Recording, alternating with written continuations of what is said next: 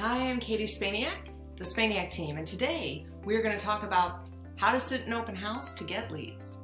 Hi, I'm Kati Spaniak, and I'm one of the top real estate agents on Chicago's North Shore. I've grown my business in just 6 short years. I've sold over $150 million in real estate and have closed over 250 homes. And today I'm going to show you how I do it. How do you sit in an open house to get leads? You know, open houses can go one of two ways. They can go really good or really bad. You have a lot of people walking in the house. Maybe they're interested, maybe they're not, maybe they're neighbors. I think the first thing you need to think about is what is your mindset on your open house? You know, I think that's really important. You have to have some good energy going into that open house and believe that, yeah, you know what, these people are coming in and I'm going to meet them and I'm going to sell this house or I'm going to pick them up as a client. So you got to keep in mind that you are there for two reasons. You're really there to sell the house and you're there to gain leads, to get leads. So the first thing you really need to do is think about your signage. The more signs you have, the more traffic you're going to have. So it may be a little difficult to put out a lot of signs, but like I said, if you're going to be there for the 2 hours, you might as well put out the signs, right? The other thing that you might want to think about is door knocking. You know, go and knock on 20 doors and say, hey, we'd love for you to come down to our open house today. Keep in mind that even though those people are not looking, they may know people who are moving, and you get to enter those people into your database or your sphere, especially if you make a connection with them. So that's really the goal of the open house. Okay, so you really want to get to the open house about 15 minutes early. You know, I've done this before where I have walked into an open house at literally 3 minutes to the open house time. It is not professional. It doesn't look good. You really need to focus at least the night before on what are you doing for your open house the next day. Are you going to door knock? What time are you going to get there? And really just be focused on that.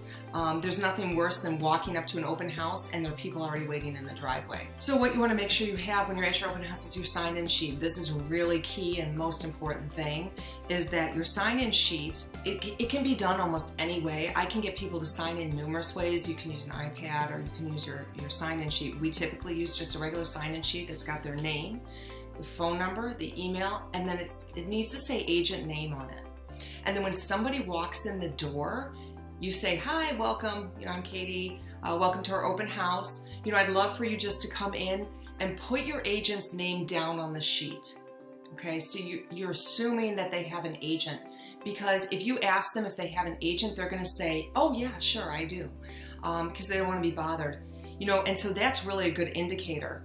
And some people are like, yeah, what's her name? And then they'll actually pull out a card and write down their name, and you know that that person does have an agent. But if they don't have an agent, they're not going to write that down. So you want to assume that everybody walking in the door has an agent. The goal of the open house is to connect on a personal level. You are not there to sell them on you. You're not there to just pound on them. Your goal is to make them feel warm, to make them feel welcome, and to show them around the house in a very, very non-threatening way. Do not hover, do not pounce. You know, and just one thing, going back to the sign-in sheet, if people are not willing to sign in, then they shouldn't be allowed to see the house. It's really important for the sellers is that you need to know everybody who's coming into the house.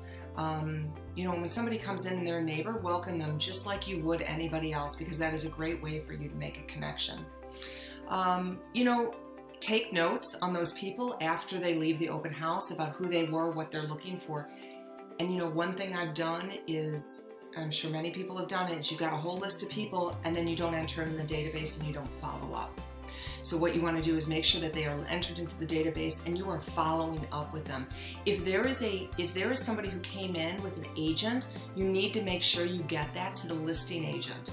Tell the listing agent that somebody is interested in the house, and the listing agent, typically we will follow up with that agent. Because remember, that's most important. Do we have feedback from them about the house, and just letting the agent know that they were there. The key to an open house is really capturing those leads and follow up, follow up, follow up. And if you've made a good connection with those people, it's going to be much easier. You cannot view it like, oh my gosh, nobody's coming in the house, I'm not getting any leads. You really need to say, okay, I'm going to spend 2 hours out of my day sitting in this house. If nobody comes, I'm getting work done. Like, that's the mentality. And then when people come in, you are just super friendly with them. Just connect with them and then ask them for an appointment. If you feel like that's the right point, maybe it's not. Maybe you're going to call them tomorrow. You have to just keep connecting with these people. Remember, open houses are a great way to get clients. I think more and more people are coming out to open houses than they ever have in the past. So keep your energy up, put out some signs, just be yourself and connect with people. Thanks for watching.